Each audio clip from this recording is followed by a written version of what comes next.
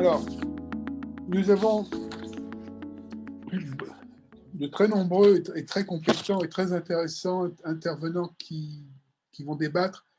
Avec votre permission, je vous appelle les uns après les autres selon un ordre un peu thématique. Donc, j'aimerais bien que Jean-Michel Evin, qui est l'ancien directeur de l'agence de mobilité de Toulouse et de Grenoble, que tu réagisses justement sur les perspectives que Francis Ventura a esquissées sur le transport, sur l'évolution du transport et le nouveau paradigme qu'il esquisse un peu. D'après toi, qu'est-ce qui va se passer? Est-ce que ça va se passer comme Francis le suggère, ou il y aura d'autres effets, où il y aura peut-être des effets positifs, des effets négatifs, y aura-t-il un ralentissement, y aura-t-il un effondrement du transport public dans les grandes collectivités, etc. etc. Quelle est ta réaction à ce que tu as entendu tout à l'heure? Oui, alors, bonjour à tous. Je me permets de ne pas mettre la vidéo parce que j'ai un réseau qui me semble assez incertain. Mais si vous m'entendez bien, c'est bon.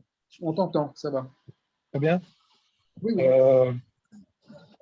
Je partage une bonne partie de ce qui a été dit.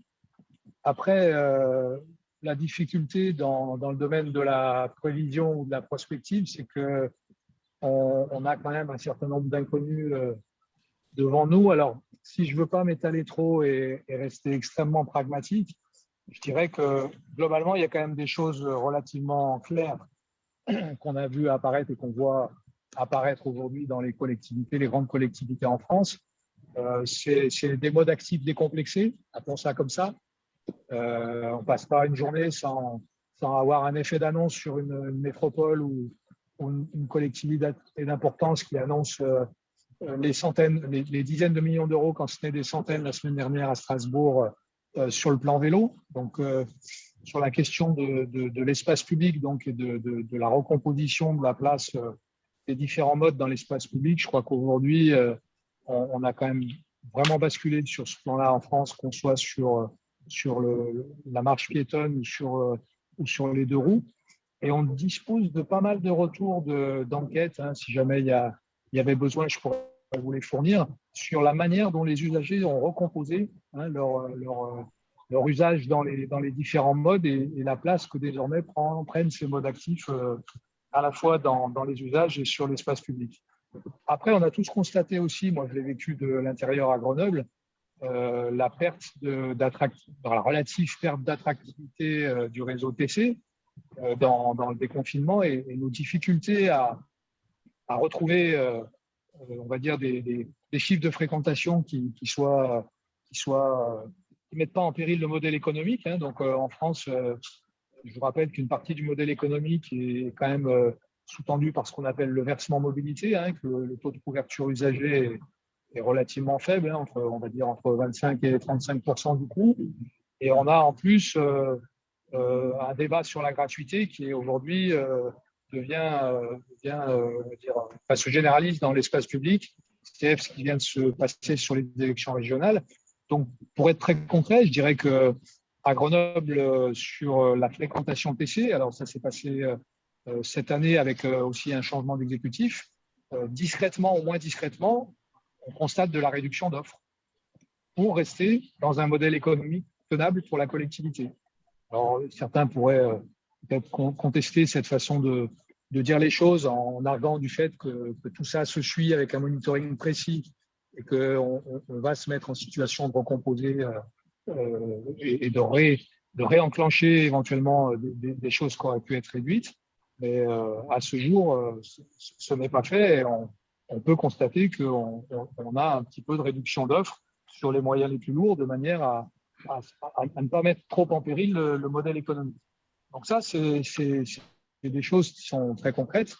Moi, si je devais donner quelques éléments de prévision, je pense que pas mal de choses se jouent quand même en France autour de la mise en œuvre, alors c'est très français de raisonner comme ça, mais de la loi d'orientation des mobilités et sur la capacité à envisager enfin, osons dire enfin, une approche un peu plus à l'échelle de l'aire urbaine ou de l'aire d'attraction des villes de cette question des mobilités dans un tandem, pour moi, intercommunalité-région qui fonctionne. Alors là, j'ai d'anciens patrons dans le tour de table que je retrouve avec plaisir, que ça doit faire sourire parce que, au vu des résultats des élections régionales en France, on peut presque sourire d'oser évoquer une recherche de performance ou d'efficience dans un tandem région-intercommunalité. Mais pour moi, qui suis désormais basé en Nouvelle-Aquitaine, ou en Occitanie, je reste optimiste autour de cette question-là. En tout cas, c'est le sens de l'histoire si on veut parler gouvernance. Après, pour venir sur un quatrième sujet, je les mets volontairement un peu côte à côte, hein, si ça te convient, Michel. Je pense que la question de la planification, quand même, autour du bordel qu'on a en France dans les différents outils de planification, des temporalités à organiser, c'est un sujet, je pense, cher à Marc Bayetto, mais et la manière d'envisager tout ça de manière un peu simplifiée et efficace, là, on a encore du boulot devant nous, puisque moi, je sors tout juste d'un plan climat, énergie, territoire, et quand on voit sur les injonctions de l'État sur un certain nombre d'objectifs à atteindre sur ces questions-là, qui renvoient directement aux enjeux de réchauffement climatique, de pollution de l'air et d'organisation des politiques publiques dans les territoires, je pense qu'il y a un des autres champs d'action post-confinement sur lequel il faut qu'on se plonge et qu'on se replonge en France.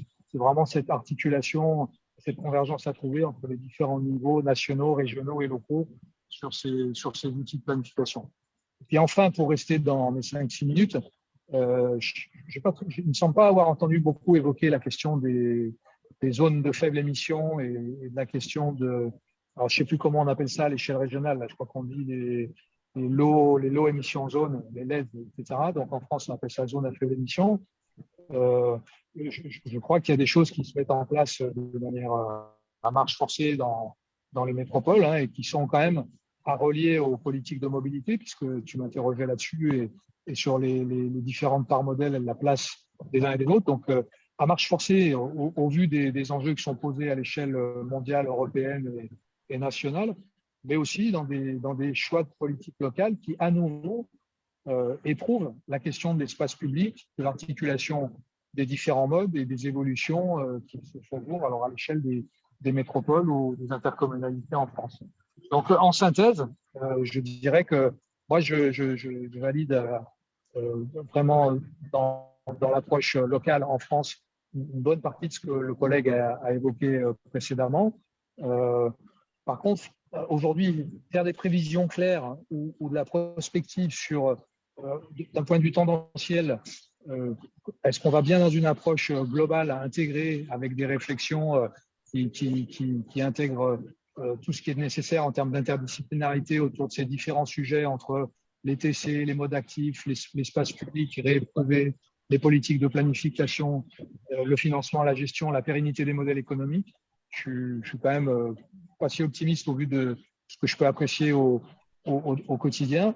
Par contre, si je pouvais finir sur une formule, je dirais que dans le changement de paradigme, ce qui est en train, à mon avis, de se passer localement, c'est que l'usager est en train de renverser la table et potentiellement de devenir, comme dans d'autres domaines, hein, aussi, on en voit ça aussi sur le logement, son propre opérateur des choix envisagés au plan de la mobilité, que si les acteurs publics n'agissent pas suffisamment rapidement et de manière suffisamment ordonnée, je pense qu'ils pourront constater une partie des choix et des évolutions qui seront faites aussi sans eux. Après, moi, je serais moins négatif sur la question de l'urbanisme tactique et du retour enfin négatif, pas question d'être négatif positif, mais dans la compétition autour de ça.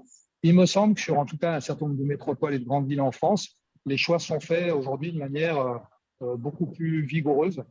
Moi, j'ai vécu en tant que vieux professionnel déjà la question de la difficulté à oser contester la place de la voiture en ville. Là, je vous parle depuis Bayonne. Même ici à Bayonne, je constate avec la mise en place du tram-bus, c'est-à-dire un axe en site propre totalement électrique, les élus en fait de la côte basse n'hésitent pas à créer des difficultés sans nom aujourd'hui aux usagers de la voiture et à mettre en place des dispositifs qui contestent la place de la voiture solo dans l'espace public de manière délibérée. Merci Jean-Michel. C'est remarque qui vient de compléter l'intervention de Francis. C'est très très bien. On reviendra sur le transport tout à l'heure avec Robert Olivier. Je voudrais demander à Nathaël de réciprocité. On a beaucoup parlé d'inclusion, beaucoup parlé de solidarité, beaucoup parlé de fractures démographiques. Comment, de votre côté, vous réagissez à ces évolutions, en quoi est-ce que l'épidémie vous a conduit à modifier votre analyse des besoins d'intergénération, ou est-ce que vous adaptez à l'évolution sociologique euh, et habitationnelle, je dirais, dans les villes et dans les grands territoires? Nathalie? Merci Michel, et d'abord merci beaucoup aussi à nos intervenants aujourd'hui. C'était vraiment intéressant, j'ai pris beaucoup de notes. J'étais interpellé et intéressé. Quelques remarques, effectivement, de santé, de l'expérience de ce que nous avons vécu sur le terrain, on a eu beaucoup d'expériences qui auraient lien avec la santé mentale et qui ont mis en avant aussi le besoin de lien social, le besoin d'interaction physique, humaine, le besoin de nature, besoin d'horizon. Et ça, c'est quelque chose qu'on a vécu tous, je pense, dans des confinements ou des contraintes qui ont été vécues et qu'on a vu et accompagné particulièrement au sein des résidences intergénérationnelles, des résidences participatives qu'on a pu accompagner, avec évidemment tout l'intérêt d'accompagner des relations de voisinage qui étaient du coup là en proximité et qui étaient solidaires, conviviales et qui ont pu faire tampon ou qui ont pu compenser certaines des conséquences de cette épidémie et de ces confinements. Il y a un sujet qui me vient à l'esprit sur lequel je serais intéressé d'avoir des retours de nos intervenants, notamment pour un petit éclairage un peu international. En France, cette pandémie, elle a accéléré le désamour pour des formes d'hébergement médico-social et ségrégées des personnes âgées. Les maisons de retraite médicalisées, qu'on appelle en France EHPAD, ont très largement été verrouillées. Notamment même les familles n'ont pas pu venir visiter parfois leurs parents, grands-parents, arrière-grands-parents, ce qui a pas manqué de susciter des réactions. Une élue me confiait récemment que sur l'EHPAD de sa commune, des familles avaient retiré leurs parents de l'EHPAD et réfléchissaient à les faire vivre à la maison et à s'organiser différemment.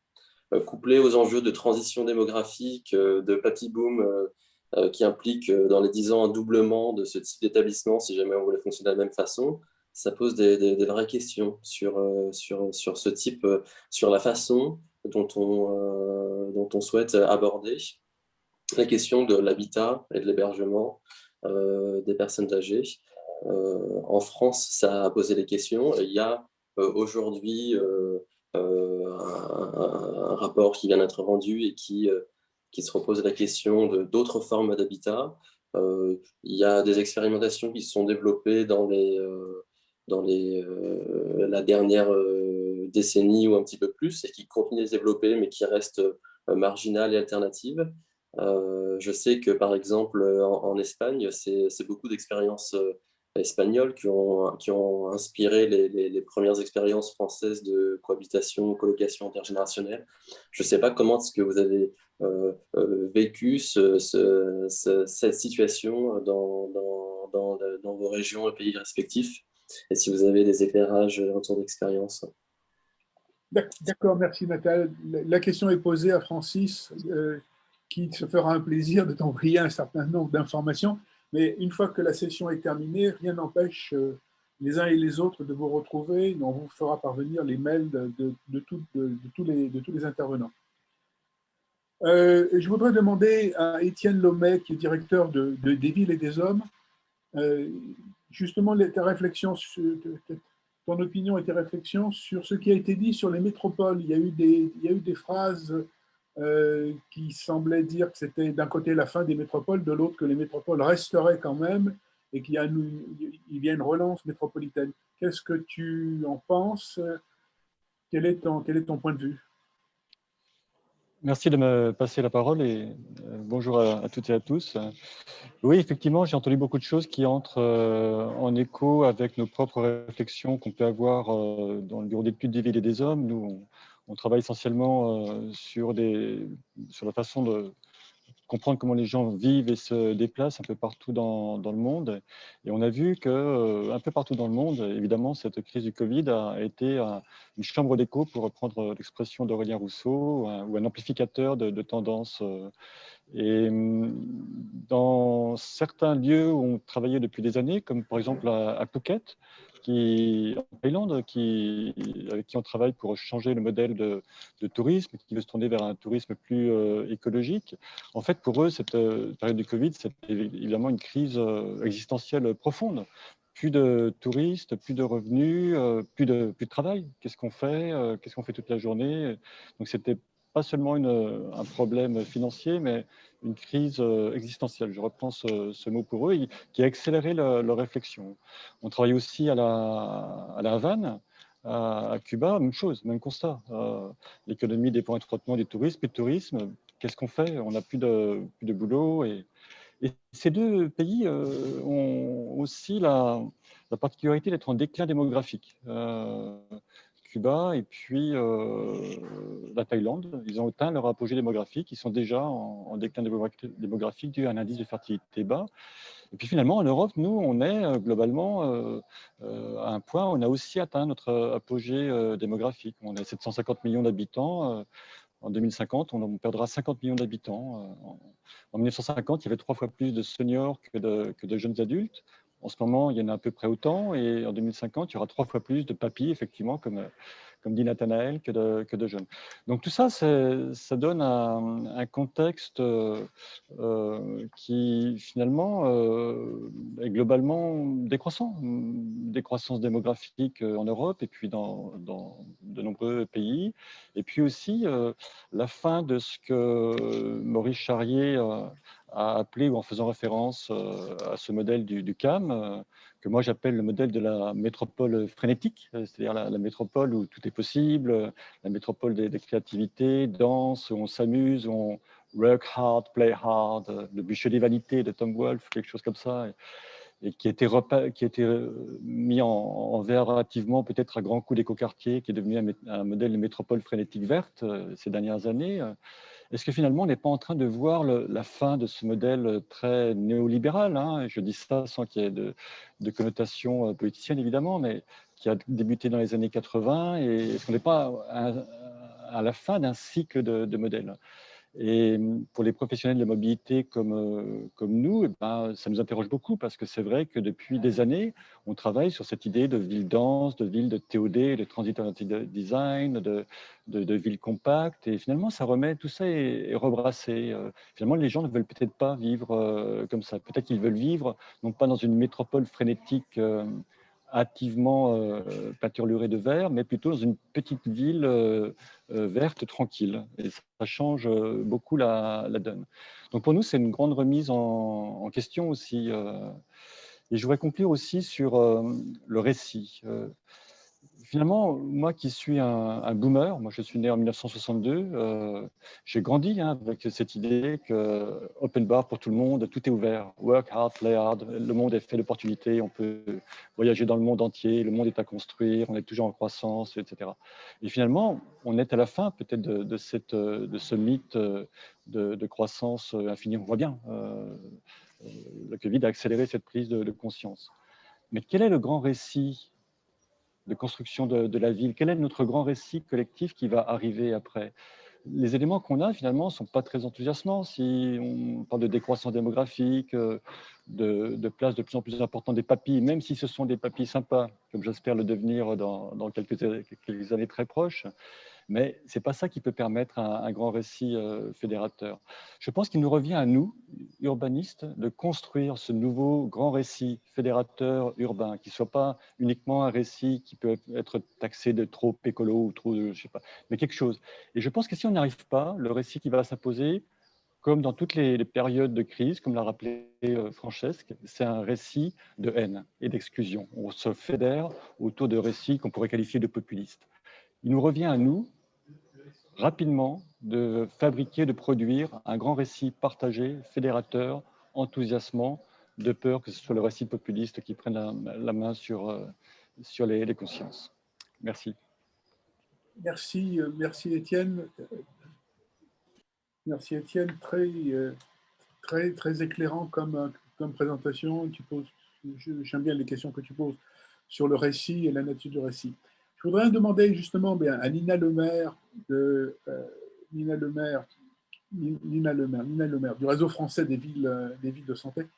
Je le connais bien, pardonnez-moi de trébucher.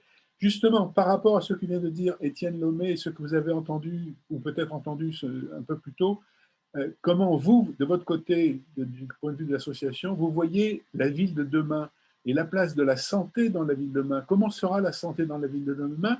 Et est-ce que la ville sera vraiment devenue favorable à la santé? Merci. Alors, merci de votre invitation. Je n'ai pas pu être présente en début d'après-midi, donc je vais au moins réagir aux propos qui ont été dits ici. Alors, donc nous sommes une association de villes, de 96 villes et intercommunalités françaises. Finalement, la crise de la Covid n'a pas tellement changé notre point de vue sur la santé et sur la santé en ville et sur la place de la santé dans la ville et pour les collectivités territoriales. Parce que la crise a surtout mis en avant des choses qu'on connaissait déjà dans le champ de la santé, soit des problématiques, par exemple la question du bruit, la question du besoin d'espace vert, mais aussi la question des inégalités sociales de santé. Ce sont des choses qu'on connaissait et qui ont été fortement mises en avant. On a pu avoir au début de la crise un espoir que, à travers tous ces éléments qui étaient plus fortement mis en avant, la demande des citoyens, etc., qu'il y aurait plus de place pour la promotion de la santé. Et ce n'est pas forcément le cas. Alors peut-être qu'on est aujourd'hui trop proche de cette crise et que c'est le futur qui nous le dira. En tout cas, quelle place pour la santé dans la ville? Et la question que vous posez, est-ce qu'on peut espérer une ville moins défavorable à la santé? J'aurais un point de vue moins négatif que vous, peut-être, sur la situation actuelle. Les villes ne sont pas aujourd'hui forcément défavorables à la santé et la vie en campagne n'est pas forcément plus favorable à la santé.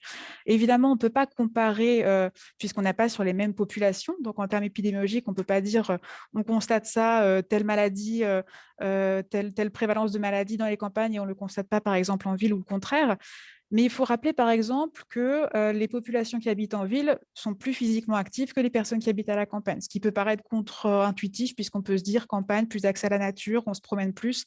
Ben non, c'est faux. Au final, quand on est à la campagne, dans la vie de tous les jours, on doit recourir à la voiture, alors qu'en ville, finalement, la marche active, le vélo sont une part importante de la mobilité active. Donc, on a ici, sur ce facteur-là, sur ce déterminant de santé-là, par exemple, on a des bénéfices en ville qu'on ne retrouve pas forcément en campagne ou moins facilement. On a aussi, ensuite, quand on parle de la ville, on pourrait avoir ce masque et de penser qu'à l'intérieur même d'une ville, on est sur des situations homogènes et finalement, on sait très bien que dans les mêmes villes, on a des inégalités. Vous connaissez forcément les inégalités environnementales, mais nous, de notre côté, on connaît les inégalités sociales de santé qui se traduisent notamment territorialement, et vous le connaissez sur les quartiers prioritaires de la ville, par exemple. Mais on voit de plus en plus le besoin d'aller plus loin. Les collectivités connaissent très bien les disparités au sein de leur territoire, mais on a besoin aujourd'hui que cette disparité elle soit aussi reconnue par les autres acteurs et de dire qu'on peut flécher, par exemple, des dispositifs sur tel ou tel quartier sans que ce soit forcément toujours l'entrée politique de la ville. C'est le cas sur le soin, par exemple. On a besoin d'aller plus en détail sur ce sujet-là, mais c'est aussi le cas sur les autres enjeux de santé. Le besoin d'aller au plus près de la population et de réduire les inégalités sociales de santé que l'on connaît aujourd'hui, c'est-à-dire l'état de santé des personnes, des populations sont corrélés à leur niveau socio-économique. Et finalement, donc, la manière dont nos membres voient cette question de la santé dans les villes, c'est que les actions, en fait, elles visent tout simplement au maximum à maximiser les bénéfices, c'est-à-dire on travaille au maximum pour avoir des facteurs de protection de la santé en ville, c'est les espaces verts par exemple, et pas seulement un espace vert, une pelouse, mais des espaces verts de qualité. Et d'autre part, on travaille à minimiser les risques, que ce soit des problèmes de pollution de l'air, mais aussi si on reste sur l'exemple des espaces verts, comment est-ce que dans les espaces verts, on travaille à mieux connaître l'éthique par exemple, à mieux connaître les facteurs qui font que les tiques vont s'installer dans l'espace vert ou pas, etc. Donc, c'est un peu toujours la manière de voir finalement de la promotion de la santé qui peut, peut-être sur laquelle vous n'êtes pas familière, mais ne pas partir du principe que le lieu est en soi favorable ou défavorable à la santé, mais quelles sont les marges de manœuvre pour maximiser les bénéfices et quelles sont les marges de manœuvre pour minimiser les facteurs délétères pour la santé. Merci, merci Madame le maire. On pourrait discuter du rôle du rôle de la ville dans la production de santé et du rôle de l'urbanisme et de l'architecture dans la construction d'un espace favorable à la santé. C'est l'espace qui est favorable, ce n'est pas la ville qui est favorable. Je veux dire, il ne faut pas essentialiser la ville. Mais il y a des conditions physiques, des conditions spatiales qui peuvent ou non faire évoluer la santé, non? Oui, tout à fait. Vous admettez que la santé environnementale peut être déterminante, très fortement déterminante dans le... Oui, tout à fait. Tout à fait. C'est vrai que dans la santé publique, on a l'habitude de dire que hors facteurs génétiques, 20% de la santé est due au système de soins et le reste est dû vraiment aux facteurs environnementaux, alors à la fois au sens environnemental, l'environnement physico-chimique, les polluants, etc., mais aussi l'environnement au sens de l'espace urbain, le cadre de vie, le logement, l'environnement social, économique, le etc. travail, etc. Tout à fait. Très bien. Merci pour ce témoignage. Robert Olivier, Montréal, spécialiste des transports. Tu as entendu 3 fois parler des transports cet après-midi, à la fois par Francis Ventura, par Jean-Michel Evin et puis toi. Comment tu réagis par rapport à ces présentations? Evin a dit des choses importantes sur le futur, sur la planification, et Francis a fait une analyse très forte des acquis de la transformation. Oui, ben moi, premièrement, je vais vous dire que je suis content que le débat français attaque plus la mobilité que le débat anglais la dernière fois. Moi, je souscris à ce qui a été dit, mais avec quand même un certain nombre de petites différences, ou particulièrement dans la présentation de Français, où il y a quand même un certain nombre de vérités très claires, tant qu'à moi, que je partage pleinement. Mais je pense qu'il y a une chose qu'on n'a pas encore fait et déterminée, c'est quoi le besoin réel de la population de socialiser? Il n'est pas là, il n'apparaît jamais en termes de mobilité. Et ça, je pense que c'est un élément déclencheur. D'ailleurs, au Québec, actuellement, hier, le gouvernement a statué que pour ses propres besoins, ses employés de l'État ne travailleraient en présentiel que 3 jours semaine et 2 jours continueraient du travail à distance. Ce que ça a comme impact, et je pense que c'est important, c'est que ça va nous permettre d'avoir des économies assez importantes au niveau sociétal, puis peut-être aussi au niveau santé, parce que finalement, le besoin de déplacement en période de pointe doit pouvoir s'étaler sur le nombre de personnes qui vont se déplacer. Donc, on va aplanir la pointe et on va probablement avoir un état plus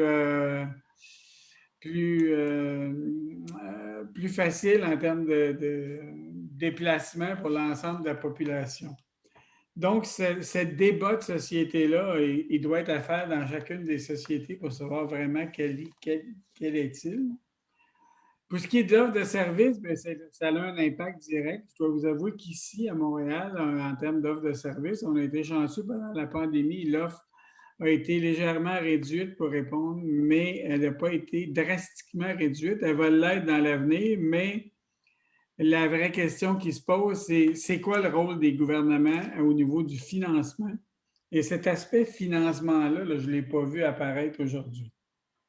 Michel, il en a parlé quand même. Oui, on en a parlé, mais pas comme choix, important. Moi, je vous dirais que où je vois beaucoup français, c'est toute la question de l'investissement dans les transports versus le maintien.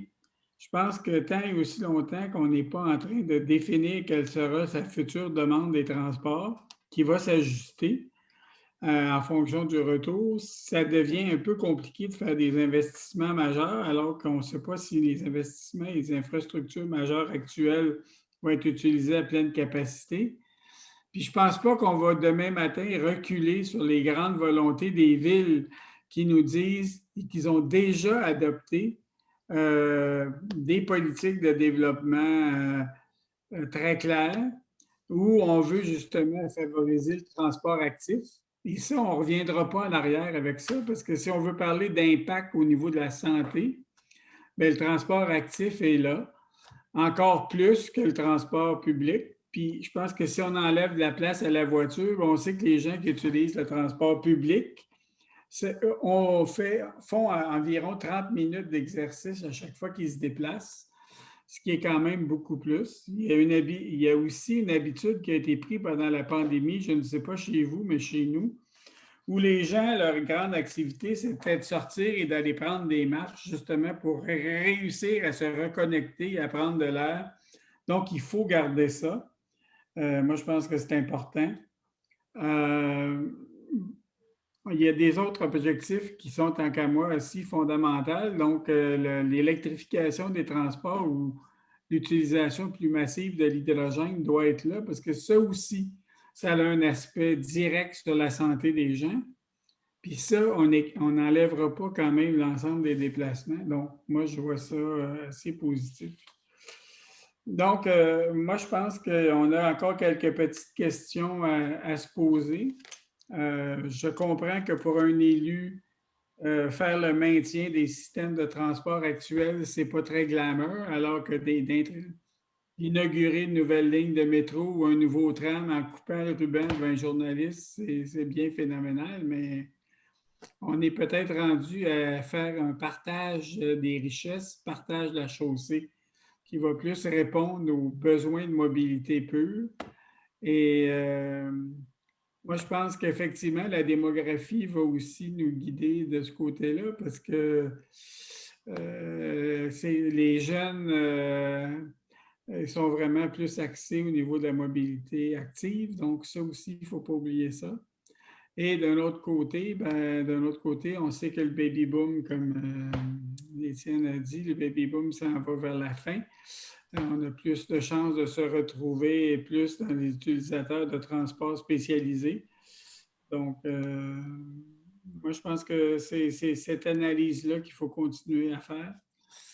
Mais de grâce, n'enlevez pas le financement au transport public parce que sinon, ça sera une catastrophe. On ne fera aucune recommandation dans ce sens, il n'y a aucun doute. Il n'y a aucun doute. Mais c'est vraiment, tu as raison d'insister avec Francis, avec Jean-Michel Évin, sur le problème du financement, du refinancement et le transport spécifique aux besoins des populations qui ne seront peut-être plus en mesure d'avoir une activité physique autonome. Donc là, il y a aussi un problème très intéressant face au vieillissement. Quelle sera la demande de transport? Sera-t-elle spécialisée? Sera-t-elle généraliste, etc. On y reviendra certainement dans un autre moment. Louis-Henri, est-ce que je peux t'interpeller? Tu peux. J'espère que Nina Le Maire est... Pourra-t-on habiter la ville de demain? À partir de ce que tu as entendu, as-tu trouvé la ville de demain? Ta ville de demain? Je rappelle une chose, c'est que je suis à l'Institut pour la recherche de la Caisse des dépôts. Ça situe un peu d'où je parle. Ben, j'ai été assez épaté cet après-midi. Je ne sais pas si Nina Le Maire est encore avec nous. Oui, elle est encore avec nous. Si elle est encore avec nous, il y a un truc qu'elle n'a pas entendu et qui était formidable, c'était prononcé par le directeur de l'ARS Île-de-France. Nous avons tâtonné comme la médecine tâtonne. On a fait ce qu'on a pu, on s'est trompé et on a quand même réussi des choses. Dans les autres choses que j'ai entendues qui m'ont fait extrêmement plaisir et qu'on n'entend presque jamais, j'ai entendu parler de la variabilité, un nouvel équilibre instable. Enfin, le métabolisme l'emporte sur la morphologie. Non, il ne faut pas chercher à avoir une planification plus efficace qui prenne en compte toutes les données. Nous ne faisons que ça depuis au moins 2 siècles et ça ne fonctionne pas. Ce qui fonctionne, c'est d'essayer, de tourner autour, d'essayer encore, d'échouer, de recommencer. Je pense que le désordre, c'est la vie. L'instabilité, c'est la vie. Il faut arrêter d'espérer qu'on arrive à tout maîtriser. Pourquoi est-ce que la ville serait différente? Alors on dit qu'il faudrait faire rentrer la nature en ville. La nature, nous n'en faisons pas partie. C'est quelque chose qui nous est extérieur. Je ne le comprends pas, ça. Nous faisons partie de la nature. Retrouvons la nature qui est en nous. Et la ville, elle sert à quoi? Ça a été beaucoup évoqué. Elle sert à donner accès à. Alors moi, j'ai retenu ce qui m'a été dit en classe de seconde par mon professeur d'histoire-géographie qui nous a dit, depuis le Moyen-Âge, la ville, elle a 3 fonctions. La première, c'est l'accès aux marchandises. Aujourd'hui, l'accès aux marchandises, il ne se fait pas vraiment en ville. les gigantesques centres logistiques qui se font en périphérie des villes n'ont pas besoin des villes. Elle disait aussi, c'est l'accès au savoir. Là, oui, les savoirs, ils ont besoin d'être partagés. Et quand j'ai entendu dire tout à l'heure que la croissance ne serait pas illimitée, si, la croissance des savoirs sera illimitée. La croissance de savoir ne consomme rien. La croissance de savoir, c'est un partage, c'est ce que nous sommes en train de faire cet après-midi. Et je ne vois pas de limite à nos connaissances. Et quand on a émis ici ou là des craintes sur des sociétés qui se referment sur elles-mêmes, qui se fragmentent, quelle autre arme de construction massive que le savoir? Enfin, le troisième point à quoi sert la ville, ce sont les échanges sexuels, disait mon professeur. Et ça nous est évidemment tous gloussé quand on était en classe de seconde. Et c'est pas faux, c'est l'endroit où on échange, c'est l'endroit où on rencontre des gens, et ça, je ne vois pas trop d'autres fonctions. En gros, ça veut dire que la ville, elle est quoi? Elle hésite, par exemple, entre la bulle du travail et la bulle du logement. Ce sont deux bulles qui se tirent tantôt d'un côté, tantôt de l'autre. On quitte le logement parce qu'il est insupportable pour aller travailler, ou alors on est attiré par le lieu où on travaille parce qu'on peut y échanger d'une manière différente. On voit bien que tout ça est un peu hésitant, donc en construction. Tout ce qui hésite est en construction. Et puis, bon, je pense que c'est l'essentiel de ce que j'ai retenu aujourd'hui. Surtout, arrêtons de planifier. Arrêtons de planifier. Ça ne marche pas. Quand on voit ce qui s'est passé à Cuba après le tremblement de terre, il y a eu 2 grands villages qui ont été, enfin, je ne sais pas si on peut dire des villages, des camps qui ont été reconstruits. L'un a été entièrement planifié. Il ne fonctionne pas. L'autre a été un village spontané. Il fonctionne.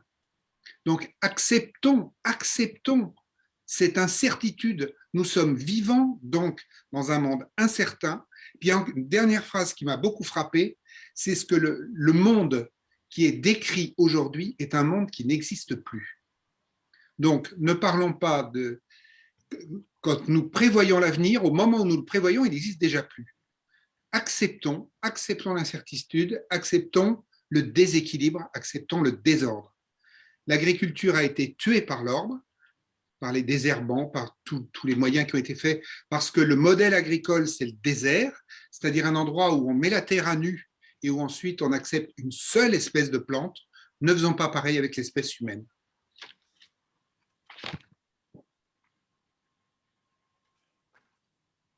Très philosophique, très bien. Merci Louis-Henri. Je suis surpris par ta remarque sur l'agriculture qui est un désert, qui crée un désert et des cultures qui ne sont pas compatibles avec l'espèce humaine. Je ne vois pas très bien en quoi l'agriculture s'oppose à l'espèce humaine. Alors, pour le dire en 2 mots, l'agriculture qui laboure le sol en hiver, qui laisse un sol nu. Quel est le seul endroit dans le monde où on voit un sol nu? C'est dans le désert. Et le modèle agricole, c'est de retourner au désert chaque année pour ne tolérer qu'une seule espèce l'année suivante. Ce qui est bien évidemment absurde. D'accord. Donc, j'aime bien une phrase qui a été prononcée, je ne sais pas, au cours des séances préparatoires à cette session. Après moi, le désert. C'était une très belle phrase, mais qui a été liée à la transition climatique, mais elle peut s'appliquer aussi justement à l'agriculture, ce qui pour moi était quelque chose de nouveau. Mais je te remercie pour ton intervention. Tu peux citer l'auteur excellent de cette phrase, puisque je crois que c'est moi. Ma modestie en prend un coup. Mais très bien vu de toute façon. Très bien vu de toute façon. Patrick Reinert, architecte, je viens de parler de climat. Tu es spécialisé dans l'architecture et les rapports de l'homme au climat à travers la construction, à travers le design. Tu as entendu beaucoup d'interventions, beaucoup d'idées ont tourné autour du climat, l'architecture, le développement urbain, l'urbanisme, etc. Toi, de ton point de vue d'architecte, qu'est-ce que tu retires ou quel commentaire as-tu à faire à ce que tu as entendu jusqu'à présent, y compris l'objet du débat là à l'instant? Je viens de créer à 60 ans un nouveau cabinet d'architecture parce que j'avais marre de faire le trottoir. pour payer les salaires de mes collaborateurs et ne pas pouvoir faire la recherche comme je le voulais. Et j'avais une opportunité de céder mon cabinet à mes collaborateurs pour en faire un tout nouveau et qui s'appelle Architecture Future. Et on peut lire aussi le 4. Et le 4, c'est pas, voilà, c'est à la fois un hommage à la mouvance des jeunes qui vont tous les vendredis dans les rues pour crier et pour alerter les puissants de notre planète de faire gaffe et de penser à l'avenir. Je pense qu'ils ont tout à fait raison. Et je pense aussi que nous faisons tous ici présents partie des puissants de la planète parce que avec nos métiers, nous émettons en quelque sorte plus de 50%, si on prend les transports, 80% du CO2 dans l'atmosphère. Le 4, c'est aussi un chiffre qui est très important pour ceux qui connaissent bien le développement durable depuis ses prémices, je dirais, intellectuelles. Rio de Janeiro, le club de Rome, qui disait qu'il faut développer un facteur 4, donc dépenser 4 fois moins pour faire la même chose. Et ça, c'est quelque chose qu'il ne faut surtout pas oublier parce que ça nous donne aussi l'espoir, parce que c'est possible. Et pour moi, le facteur 4 ou le 4 veut dire l'agilité, citoyenneté, sobriété et végétalisation, afin qu'une architecture soit bonne pour le futur et qu'elle puisse prévoir le futur. Voilà, donc ça c'est juste mon introduction. Je constate que nous, peut-être pas tous, parce qu'il y a des gens qui habitent vraiment en ville et la voiture n'est pas forcément un besoin, mais à titre général, dans nos pays civilisés, nous consommons 3 lieux de vie. Un premier lieu de vie, on va dire, c'est le logement. Un deuxième lieu de vie, qui est notre lieu de travail, très souvent le bureau. Et troisième lieu de vie, c'est la bagnole ou autre chose.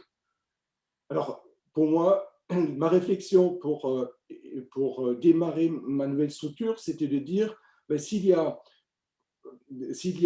3 lieux de vie, est-ce qu'on ne pourrait pas, facteur 4, est-ce qu'on ne pourrait pas essayer de réduire un peu?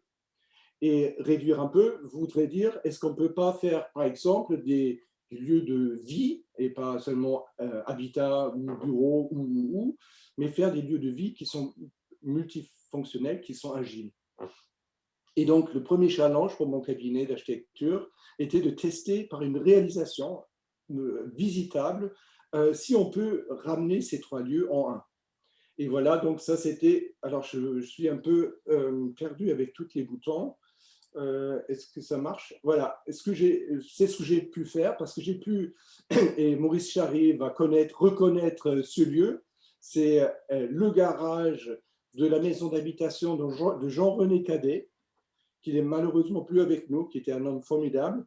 Et la famille m'a vendu leur garage, puisqu'ils ont pu vendre leur habitation autrement. Et donc, ce truc-là est devenu mon laboratoire pour faire mieux. C'est ce qu'il est devenu, la façade arrière. Donc, c'est un terrain qui fait à peu près 100 mètres carrés, un garage, tiny house, mais en ville, en urbain. Hein, vous avez vu, hein, c'est urbain, c'est moche, c'est typique. Et c'est devenu autre chose par l'intervention de ma recherche en quelque sorte pour faire un lieu désirable. Ça, c'est l'intérieur. Ça, c'est pendant les travaux. Donc, tout est construit en biosourcé, très simple, avec des artisans locaux et avec mes muscles. Ça, c'est mon bureau, là où je suis actuellement. Ça, c'est le séjour avec la douche à l'intérieur. Ma collaboratrice qui est à son bureau. La cuisine, 3 fonctions en 1. C'est le salon. Dans la tiny house, j'ai pris la photo bas du sol. Vous voyez la douche et le sanitaire qui est directement attenant. Donc, tout ça en tout maintenant, c'est 40 mètres carrés, 48 mètres carrés. Ça, c'est des enfants qui viennent parce que c'est également un lieu de bureau, de travail et le soir, c'est un lieu d'habitation. Le week-end, la maison de campagne. Ça, c'est pendant les travaux, la mezzanine, 6 mètres carrés, Carrez. avec l'escalier, extrêmement rudimentaire, une chambre. Et ça, c'est la parcelle, donc 501. Voilà, donc c'était juste pour montrer, c'est possible de faire de 3 1. On a toujours le parking en quelque sorte, mais on n'a plus besoin de voiture parce que quand on habite dans le lieu de travail et c'est à la fois un bureau et c'est à la fois un lieu d'habitation, si on gagne 40 minutes par jour en trajet home, maison, boulot, dodo, ça représente 4,2 semaines de travail sur l'année. 4,2 semaines en voiture, en transport en commun. 4,2 semaines qu'on va économiser. Évidemment, on ne va pas chauffer deux endroits, on va chauffer un endroit, mais c'est un endroit qui va être tellement agréable qu'il reste désirable. Et c'était ça, en quelque sorte, la recherche que je voulais mener sur cela. Voilà, donc juste pour dire, voilà, j'ai entendu tout à l'heure avec beaucoup de plaisir l'intervention de Francesque Ventura et de Nathalie, de dire, voilà, il faut avoir les trois la ville qui devient végétale, plus perméable, plus humide aussi, au moins pour les villes chez nous. Voilà, et donc, puisque je peux dire, c'est possible de réduire 3 lieux de vie en 1, ce n'est pas possible pour tout le monde, évidemment, mais en même temps, c'est très abordable, parce que quand vous dites, vous investissez un garage et ça devient votre résidence principale, vous imaginez, vous n'avez plus besoin de voiture, vous imaginez que vous n'avez peut-être plus besoin d'aller travailler autant. Et c'est ça l'enjeu de demain. Est-ce qu'on peut vivre plus simplement? Est-ce qu'on peut vivre plus tiny? Parce que les tiny houses, on en parle beaucoup en Allemagne. Tout le monde a les yeux, surtout les jeunes autour de la trentaine, ils sont enthousiastes de ça. Mais il ne peut pas s'agir de faire des tiny houses dans la nature. Mais si on peut, grâce à une approche tiny, ramener la végétation en ville et rendre la ville plus désirable, c'est une très belle chose. Et je vous signale d'ailleurs, j'ai fait le petit exercice, alors vous ne me voyez pas, mais j'ai mon smartphone ici et j'avais pris toutes les applications du smartphone et j'ai regardé combien de places occupaient dans la maison de mes parents ou quand j'étais jeune, les objets qui sont là-dedans, les applications qui sont là-dedans. Mais évidemment, on peut remplir une maison de 200 mètres carrés avec ça. Hein, quand vous voyez la chaîne Hi-Fi, quand vous voyez toutes les vinyles que vous avez stockés, tous les livres de génération que je ne dis pas qu'il faut jeter, mais je dis on n'a pas forcément besoin. La télévision, etc., etc. Faites l'exercice. Regardez sur votre smartphone et regardez le téléphone, etc. Donc, c'est énorme. On avait des armoires pleines de diapos. Aujourd'hui, c'est une application, c'est une petite mémoire, carte mémoire qui est dedans. Voilà, donc c'est possible. Et pour moi, cette tendance tiny, c'est intéressant. Voilà, on voit encore quelques images de cette petite maison. Évidemment, l'inspiration, c'est ça, mais ça, c'est surtout pas ce qu'il faut faire, parce que si les bobos viennent maintenant encore polluer les espaces, les quelques refuges de nature pour mettre leur nombril avec beaucoup de moyens, ça sera vraiment foutu. On aura vraiment tout réussi. On aura réussi à éradiquer 50% de la biodiversité en 40 ans. On est arrivé à bousiller notre climat, mais il y a quand même chance et possibilité de faire autrement. Et c'est ça que je veux dire. Évidemment, ça, c'est un échantillon. Mon bureau, finalement, va travailler sur on va dire, sur un modèle plus large, de faire pas seulement une mini-maison, mais c'est de faire, par exemple, un lotissement comme ça. Et pour cela, pour que ça marche, il faut évidemment respecter l'intimité des gens qui vont y habiter et il faut faire l'ingénierie sociale pour qu'ils réapprennent à vivre ensemble. Merci. Merci Patrick, très intéressant, très belles images, très belle réalisation. c'est ramener 3 fonctions à une fonction. Je pense que c'est quelque chose qui intéresse beaucoup de personnes, même celles qui nous écoutent. Je voudrais demander à Germanico Pinto, qui nous suit depuis tout à l'heure, mais qui nous suit depuis Quito, qui est économiste, qui est ancien ministre. Tu as entendu beaucoup de choses, Germanico. Y a-t-il un écho de ce qui a été dit, qui vient rencontrer ton expérience ou les idées que tu as sur le futur urbain? Il y a pas mal de choses, bonjour à tous et toutes, qui ont été dites aujourd'hui et que je trouve extrêmement intéressantes. Je peux commencer par parler un tout petit peu sur ce rêve que nous avions, toutes les personnes qui étaient liées d'une certaine façon au Smart City et toute cette histoire de la high-tech, technologie et tout ça dans les villes. Eh ben, le Covid a réussi à faire quelque chose d'extraordinaire, mais de très, très dangereux aussi en même temps.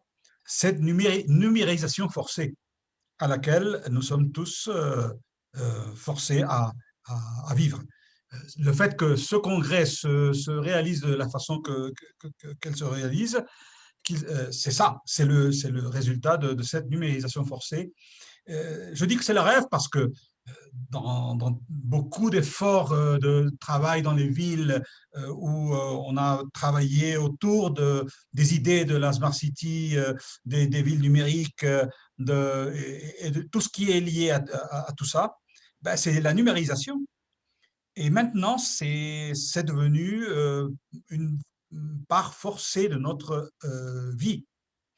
Et cela a déployé non seulement toutes les possibilités d'innovation, de capacité pour mettre en place les méthodes pour continuer à faire les choses qu'on faisait, mais maintenant de façon numérique, mais aussi les inégalités. On en a parlé beaucoup aujourd'hui.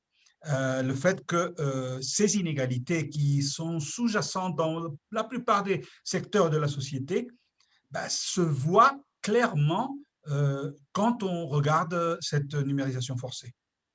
Et je veux dire une chose qui m'a frappé énormément. Je reprends ce qui a été dit au sujet du tâtonnement pour essayer.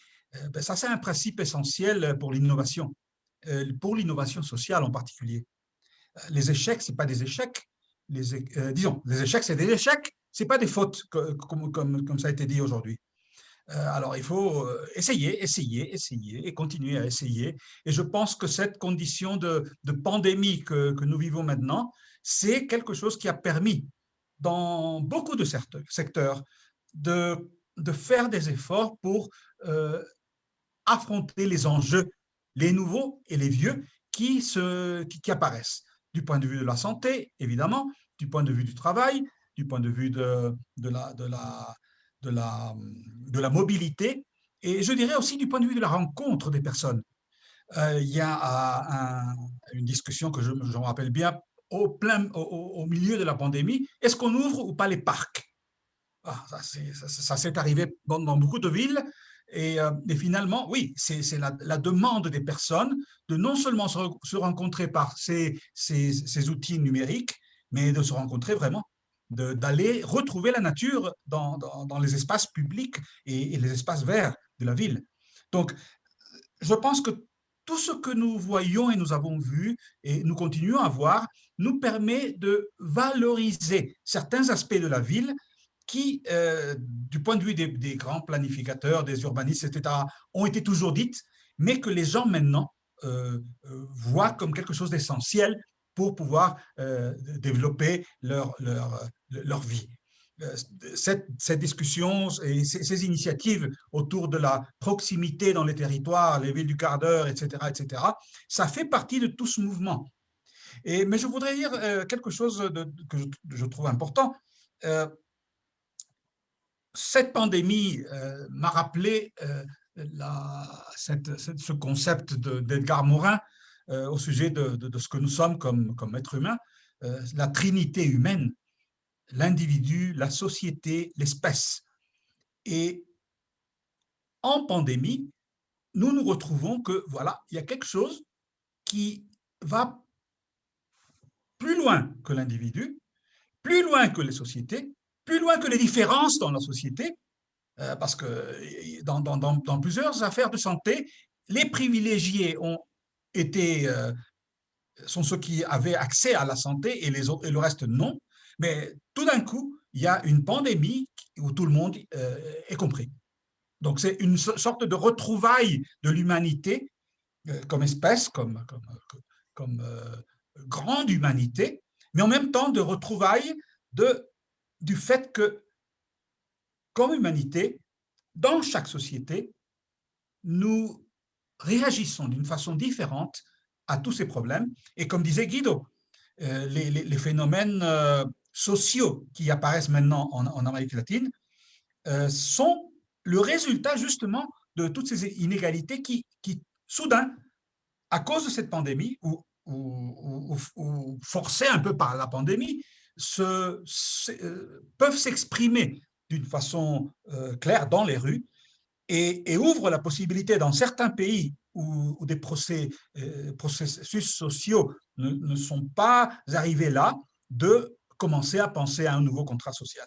En Équateur, cette discussion a eu lieu en 2008 avec une nouvelle constitution. Ça s'est passé en Bolivie, ça s'est passé il y a très longtemps en Colombie. Mais ce qui est important pour moi, c'est que ces enjeux qui apparaissent du point de vue social, du point de vue de la santé, du point de vue du développement des sociétés et de l'urbanisme, justement, nous donnent la possibilité de remettre en cause ce que nous avions comme le business as usual, comme disaient les Anglais. C'est-à-dire, on a la possibilité finalement, sans qu'on nous montre ou nous dise, voilà, c'est un type qui commence à penser de façon différente, qui est un subversif. En Amérique latine, on utilise beaucoup ces mots-là. Oui, quelqu'un qui commence à mettre en cause les choses, il faut le mettre de côté. Le fait que la pandémie est présente partout a permis, au moins en Amérique latine, que beaucoup de questions puissent se faire de façon clairement ouverte. Et je pense que la réponse à toutes ces questions pourra nous permettre de trouver un chemin de ce qui peut être construit en tant qu'espace de rencontre pour nous, êtres humains, et pour développer nos capacités. Donc, j'ai un peu d'optimisme au milieu de cet énorme pessimisme qui a causé cette pandémie, mais cela dépend de la participation active des personnes, des communautés, des organisations, des associations dans cette possibilité de repenser ce qui était, comment nous faisions les choses avant. Je trouve que c'est un défi très important parce que, comme ça a été dit dans la dernière séance en anglais, c'est lié à la démocratie aussi. Et je dis aussi parce que quelquefois, on oublie que la construction politique et sociale, ça fait partie d'un effort énorme d'ouvrir la participation et de reconnaître les différences. Donc, voilà ce que cette séance m'a permis d'exprimer. Et je pense que nous avons eu une très bonne possibilité d'échanger des idées et en particulier de voir que, et oui, il y a des différences, mais elles sont très importantes pour pouvoir construire une pensée commune là où c'est possible. Merci Germanico.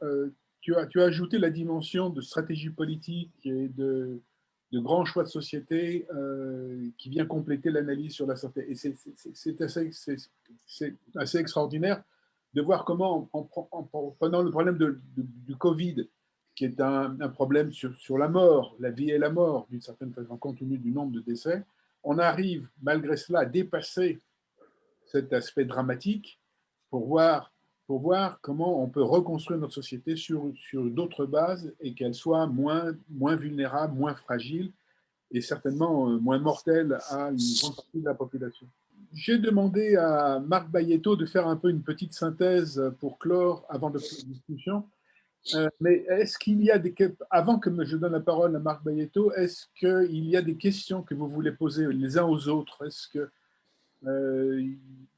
une question qui vous démange et que vous voulez profiter de la présence des uns et des autres pour la poser? Sylvain?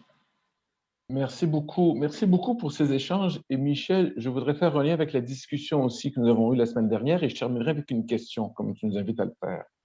On a beaucoup abordé la question la semaine dernière dans le débat en anglais sur la question des changements climatiques, en fait, de la lutte contre les changements climatiques et le lien qu'il y a avec la santé publique conséquemment, les effets d'îlots de chaleur, de coups de chaleur comme on en connaît entre autres actuellement en Amérique du Nord et ailleurs dans le monde.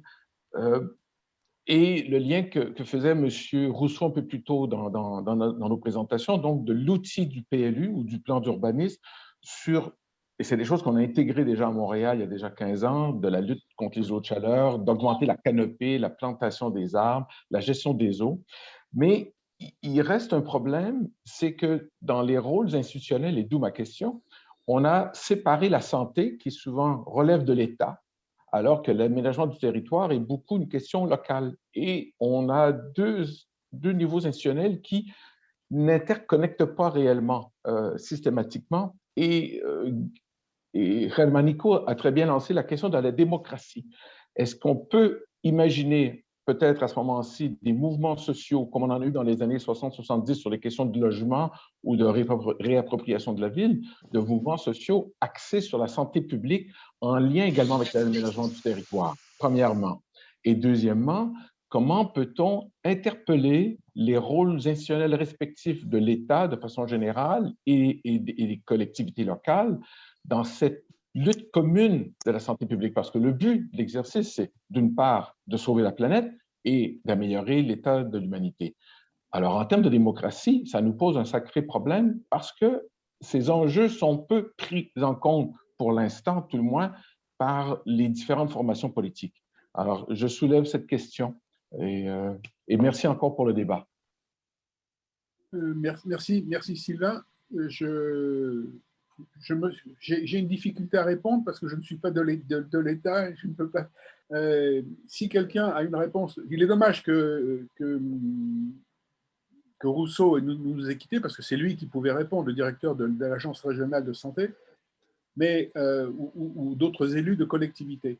Et je pense qu'il faut garder la question telle que tu l'as posée et en faire l'introduction d'une autre type d'activité comme Maurice Charrier le propose, c'est-à-dire nous avons à l'INTA, nous allons essayer de capitaliser sur cette session, sur tout ce qui a été dit, sur la diversité des points de vue et proposer un plan de séminaires, de rencontres qui iront peut-être un peu plus loin que ce que nous avons fait. Donc à partir de là, on peut peut-être solliciter des élus et leur montrer justement, leur poser la question que tu poses et de trouver les réponses en France. En France, il y a une réponse. C'est l'ensemble du système de la décentralisation. Et il y a une loi qui sort sur l'aménagement du territoire dans lequel on redonne un peu plus d'autorité, de compétences à des collectivités territoriales et au regroupement de collectivités. Donc, il y a quelque chose qui se joue. Mais je ne peux pas t'apporter de réponse tout à fait construite sur cette affaire-là. Il faudrait que je regarde. Je crois que Nina Lemaire puisse donner quelques réponses parce qu'elle vient de dire dans son exposé que 80% des problèmes de santé et de bien-être ne sont pas des questions de soins médicaux et d'intervention médicale. Et ça a beaucoup à voir avec l'environnement urbain et avec l'environnement social et économique. Alors là, les autorités locales, les collectivités, ils ont un rôle énorme à représenter. C'est pour ça que je pense que, contrairement à ce qui a été dit, moi, je continue à penser que la planification, c'est très importante, mais la planification, pas comme on avait pensé aux années 60 ou années 70, qui était une planification dirigiste très centralisée, mais ce qui que ce qu'il faut faire, c'est de garder une vision de long terme, et après, la planification, c'est plutôt une façon expérimentale, adaptative d'aller construire ce futur souhaitable. Et pour ça, il faut le faire. Il faut planifier les actions des différents acteurs et des différents coopérateurs. Sinon, on tombe toujours, et ça ne vaut pas la peine de ne pas le regarder de face, on tombe toujours dans le nouveau néolibéralisme, chacun pour soi, et à la fin, c'est les plus forts qui gagnent et les autres qui perdent. Alors, c'est dans ce sens que je pense qu'il faut repenser sur ce qui c'est la planification urbaine. Et là, et je pense que ça c'est un acquis de ce qu'on peut reprendre de la pandémie, il y a un énorme place pour faire différent dans tous les sens, mais je passe la parole à Nina Lemaire. Vous voulez intervenir? Oui, oui, merci. C'est vrai, alors moi je parlerai au niveau français. C'est vrai que certes, la question de l'offre de soins, c'est une compétence strictement de l'État, mais au niveau des collectivités locales, et je pense que c'est des choses qu'on retrouve aussi dans d'autres pays en Europe et dans le monde, on a évidemment des différences entre collectivités, mais on a quand même beaucoup de collectivités qui sont outillées, qui ont de l'ingénierie interne en termes de santé-environnement et qui sont tout à fait capables de travailler sur l'intersectorialité, mobiliser les collègues de la direction santé, du service santé-environnement pour venir enrichir un PLU, un plan climat-air-énergie, etc. Ce sont des choses qu'on voit de plus en plus.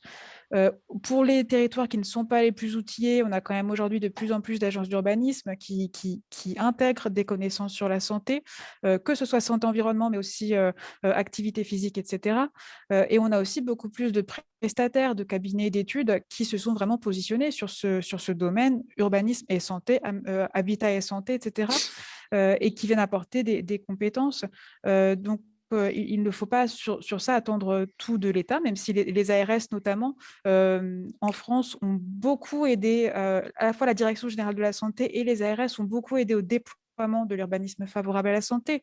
Au niveau DGS, État central, ça a été vraiment appuyé sur le développement de méthodologies, de guides, de financer des expérimentations, des équipes de recherche, des publications, des séminaires, etc. Et au niveau des ARS, les ARS ont beaucoup financé, soit via les contrats locaux de santé, des expérimentations, des démarches d'évaluation d'impact sur la santé d'un projet urbain, par exemple, où on regarde un moment le projet, il n'est pas encore, il est en partie dessiné, il n'est pas encore mis en œuvre. On regarde quels sont ses potentiels effets sur la santé. Et là, on a développé plein d'initiatives intéressantes ou des démarches plus d'accompagnement. Donc, évidemment, l'État a joué un rôle important en France sur cette question de l'urbanisme favorable à la santé, mais il ne faut pas attendre d'eux toutes les solutions sur le plan technique. Les ARS continuent de faire aujourd'hui leur mission quand il y a l'évaluation environnementale, de contribuer sur le volet, sur la question de santé. Donc, elle contribue à des avis. Mais on a aujourd'hui dans les territoires de plus en plus de capacité quand même à aller chercher les réponses, à aller chercher des avis éclairés chez les collègues ou chez des prestataires. Et c'est quand même, je le constate parce que je précise, j'ai une formation d'urbaniste et j'ai commencé à travailler sur ce sujet-là, urbanisme et santé, en 2014. Et à l'époque, tous mes collègues qui avaient suivi la même formation que moi pensaient que je travaillais sur où est-ce qu'on met les hôpitaux dans les villes. Et maintenant, c'est plus du tout le cas. Quand on parle urbanisme et santé, on voit de plus en plus, vous en faites partie, de personnes de champ de l'urbanisme qui viennent et qui ne débarquent pas sur ce sujet-là, qui se forment, qui assistent à des séminaires, qui font plein de lectures. Donc, il y a aussi, voilà, dans les collectivités, de plus en plus de capacité à agir et un développement des compétences, pas seulement grosso modo sur ce qui fait santé dans la ville ou pas, mais concrètement, comment on fait pour qu'un PLU soit plus favorable à la santé, comment est-ce qu'on va fouiller vraiment sur le côté réglementaire pour insérer tel ou tel élément qui va améliorer le PLU au regard de la santé. Donc, il y a des solutions qui existent au niveau local et je pense que ce constat-là, il n'est pas que français en tout cas. Sylvain Ducas? Il n'est pas nord-américain en tous les cas. Voilà, c'est ce que je veux juste soulever. Je suis très heureux d'entendre cette réponse. Il y a des choses qui se font ici, bien entendu, mais et Guido et Hermanico pourront peut-être confirmer, mais ce n'est pas le cas non plus en Amérique latine. Alors, donc, c'est un enjeu réel. Peut-être que des exemples comme celui que vous évoquez seraient intéressants qu'ils soient présentés. Et je crois effectivement à cette approche. Je disais juste tout simplement que de façon générale, cette démarche où on lie la santé à la planification urbaine, c'est quelque chose de récent. Vous parlez donc depuis 2014. En fait, c'était hier. Tant mieux si c'est déjà commencé, mais il y a plusieurs endroits où ce ne l'est pas. Et je crois que c'est là un axe d'avenir évident dans les circonstances. C'est ce que je voulais signifier. Et merci encore. Très bien, merci Sylvain. Je pense qu'il n'y a plus de questions. Nous sommes dans les limites de temps que nous nous étions fixés. Marc Bayetto. Oui. Quelques remarques. Oui, là, tu me confies le.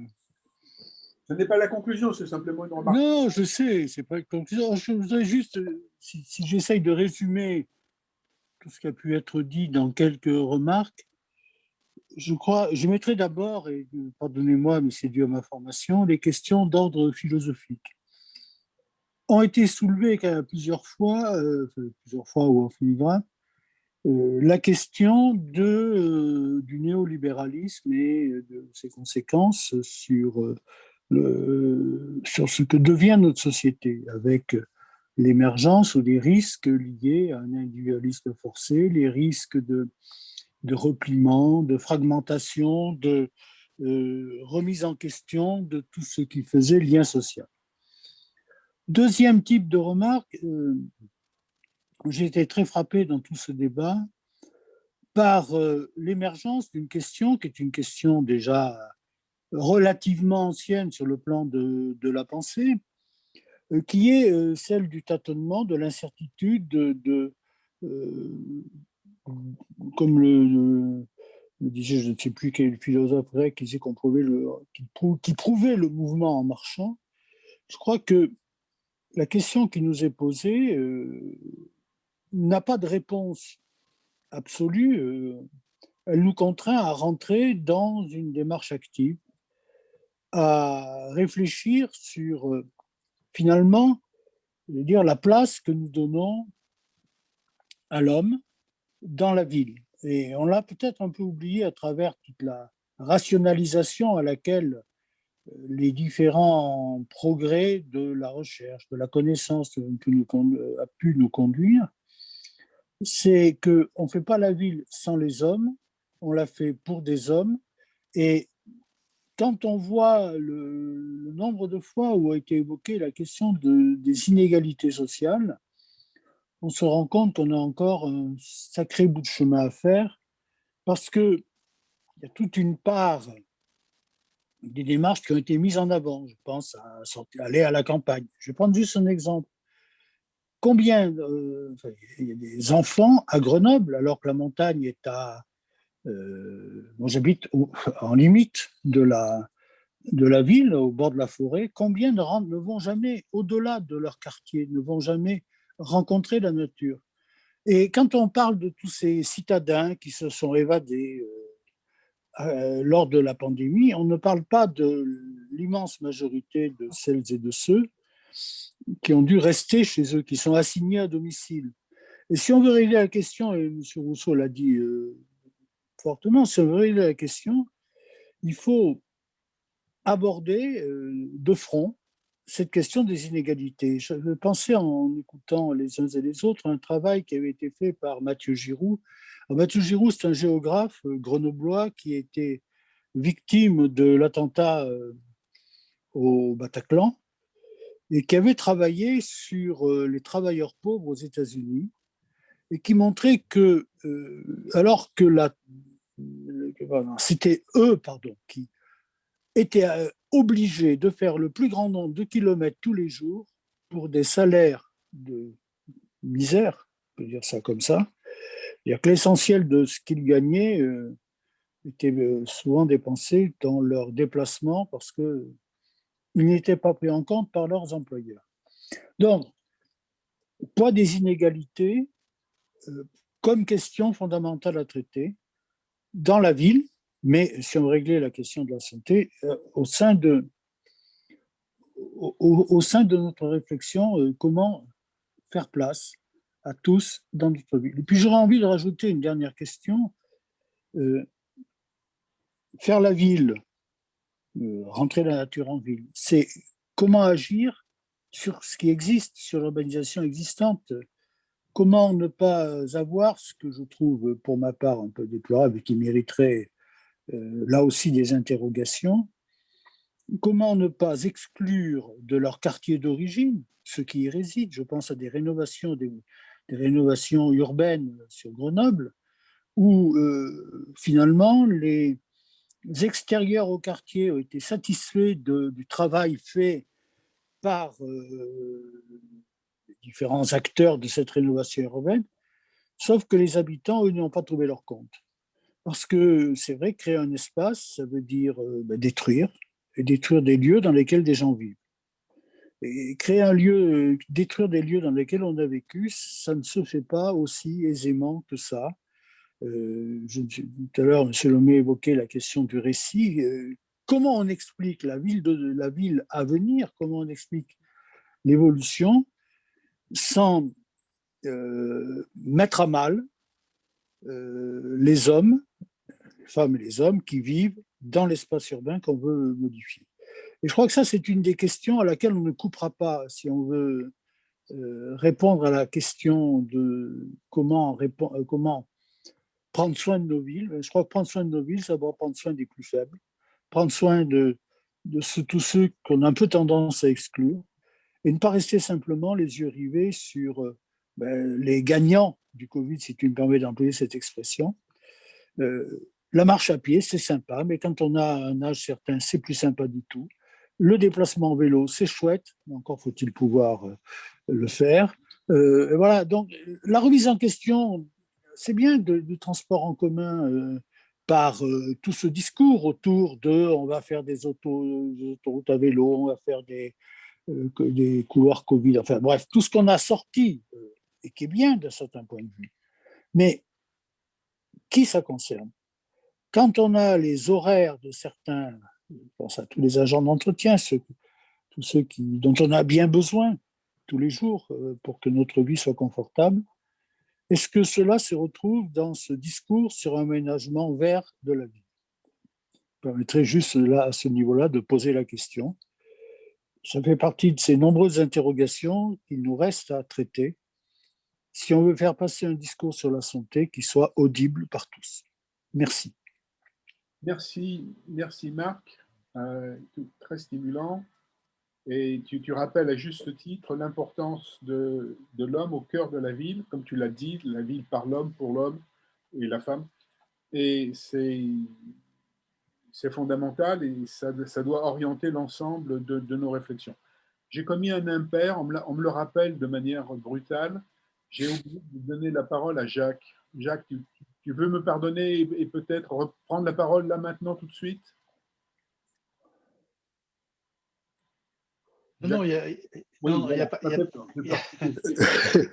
n'y a pas de souci. J'étais plutôt en réaction à quelque chose qui se disait, donc ce n'était pas un discours complet que je voulais faire.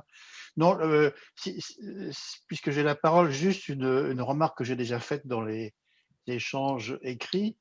Malheureusement, je pense que il ne faudrait pas se limiter à ces séances du Congrès.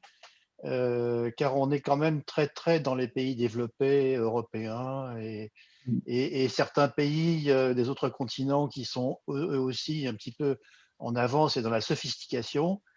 Je faisais remarquer, avant le Covid, et le problème principal était celui, alors bien sûr du climat, mais encore plus peut-être pour des urbanistes, celui de loger les milliards d'individus qui allaient débarquer. C'est-à-dire qu'il n'y a pas du tout décroissance de la population, comme on le disait tout à l'heure. Il y a au contraire, au niveau global, et je ne vois pas pourquoi ça changerait avec le Covid, il y a la crainte que des milliards d'individus soient allogés. C'est pour ça qu'on avait d'ailleurs toute une flopée de discours sur les villes nouvelles. Notre discours actuel, il est dans une sophistication extrême, comme le rappelait Marc. Moi, je trouve qu'il est dans le vrai, c'est-à-dire que ces discours sont des discours très fins sur des forêts urbaines, sur des vélos, qui sont peut-être même pas d'ailleurs à l'échelle de la France. Il y a des coins de la France où c'est un discours qui ne passe pas, enfin qui n'intéresse pas. Donc voilà, Il y avait un dessin humoristique qui circulait sur Internet à un moment donné. C'était un dessin où vous voyez des vagues. Alors, il y avait la vague du Covid, et puis derrière, on voyait une énorme vague qui était la vague du climat qui allait arriver. Et puis, encore une autre vague, un tsunami qui arrive aussi, et peut-être ce serait celui du problème du développement global des populations et de leur course vers le même niveau économique que nous. C'est sûr qu'en Afrique, les villes sont monstrueuses et continueront à être monstrueuses. Et bon, pendant qu'on pense au Covid et à la santé dans l'urbanisme dans nos pays européens, on a quand même un problème qui se profile sur le reste des pays du monde. Merci Jacques. Je voudrais simplement ajouter à ce que tu viens de dire. Quand même, nous avons eu la présentation de Guido pour le Pérou et de Germanico. Tout à fait. Et effectivement, je confirme que ces représentations étaient très importantes. Voilà, c'est ça. C'est ce que je voulais dire. C'est-à-dire qu'on n'a pas, on n'est pas resté enfermé dans un seul modèle économique. On a essayé d'élargir. Et à propos de ça, le discours de Guido et de Germanico était important à propos de la démocratie. Je pense aussi qu'on fait une petite confusion en France et peut-être en Europe entre démocratie et participation. Il y a deux niveaux. Nous, on est dans un niveau de démocratie qui est en fait ce qu'on appelle la participation, c'est-à-dire on veut donner la parole aux citoyens et mettre un peu de côté les professionnels. Dans beaucoup de pays, on est au premier niveau qui est effectivement la démocratie déjà, avant d'avoir une participation des populations. Voilà. Fernando, président de l'INTA, le dernier mot. Oui, un dernier mot. Merci beaucoup à tous qui ont participé et donné ces contributions à ce rendez-vous. Je crois que c'était assez intéressant. Pour moi, j'ai pris pas mal de notes. Je crois qu'il y a beaucoup de choses à réfléchir. Et je crois qu'effectivement, il y a un certain nombre d'acquis qui sont devenus plus clairs avec la pandémie. On a mieux compris les relations systémiques qui existent dans le système, dans l'urbain, dans l'espace urbain et entre l'urbain et l'environnement. Et ça, je crois que c'est assez important. Et on a appris aussi, surtout à propos des chiffres qu'on commence à étudier d'une façon plus exhaustive, que les questions de santé et bien-être, ce n'est pas uniquement une question de soins médicaux et d'accès aux infrastructures de santé, que ça va beaucoup plus loin que ça, et qu'il y a là un chemin très intéressant à parcourir et qu'il y a des opportunités et qui a eu des expériences assez intéressantes à mettre en place et à répliquer à une autre échelle, et que je crois que sont des aspects que les urbanistes et les gens qui travaillent sur la ville ont là un bon travail à faire dans les prochaines années. D'autre part, je pense qu'il y a aussi une compréhension que plus qu'avoir des entités dirigistes qui essayent de faire le tout, il faut cheminer plutôt au niveau de la coopération, de alliance entre acteurs, entre différents intérêts, etc. Et je crois qu'il y a eu des expériences très intéressantes pour répondre d'une façon plus efficace aux besoins que la pandémie a provoqué. Et je pense que ça sont des leçons qui vont rester. Je suis un peu optimiste à ce niveau-là, c'est-à-dire que quand on a expérimenté ces situations très dramatiques et qu'on a mis en place des nouvelles formes de travailler ensemble et de comprendre les interactions entre les différentes professions et différents niveaux d'actuation, c'est quelque chose qui va rester. C'est quelque chose qui va rester. Et je crois aussi qu'il y a deux, trois choses qui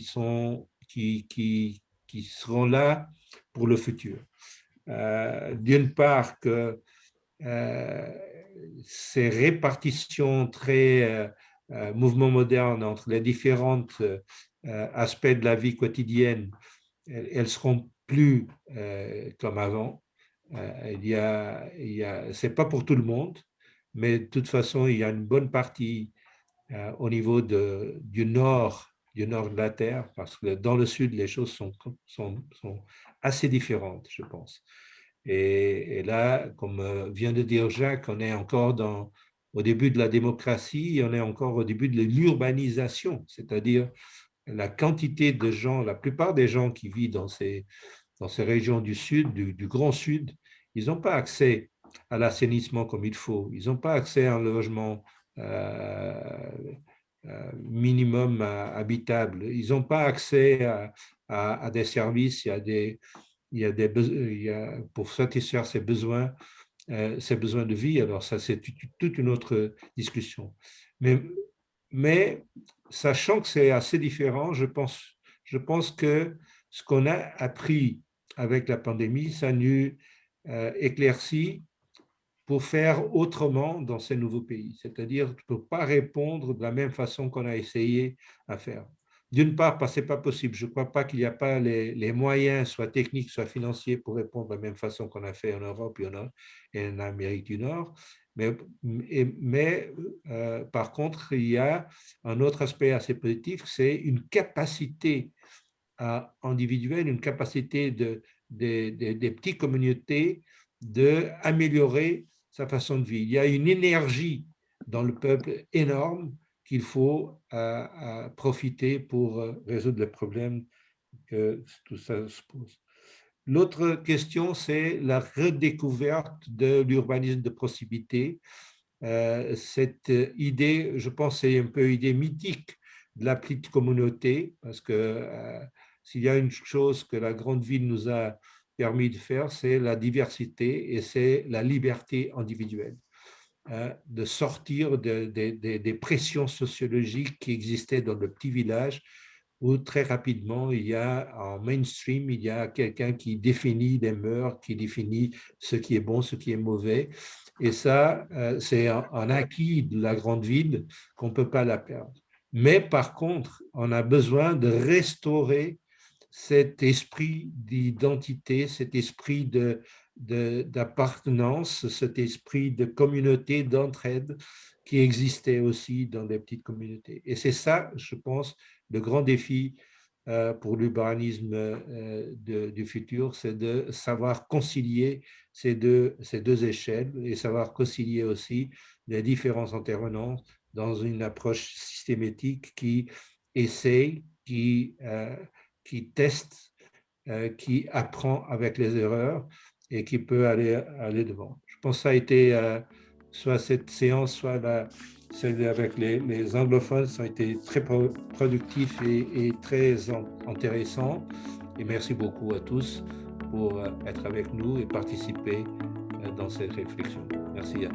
Et encore une fois, remercier Anthony et Michel pour mettre ça en place. Merci Président, chers amis, merci. On se retrouve selon les circonstances, peut-être très prochainement, sinon à d'autres événements, d'autres interventions de l'ICTA.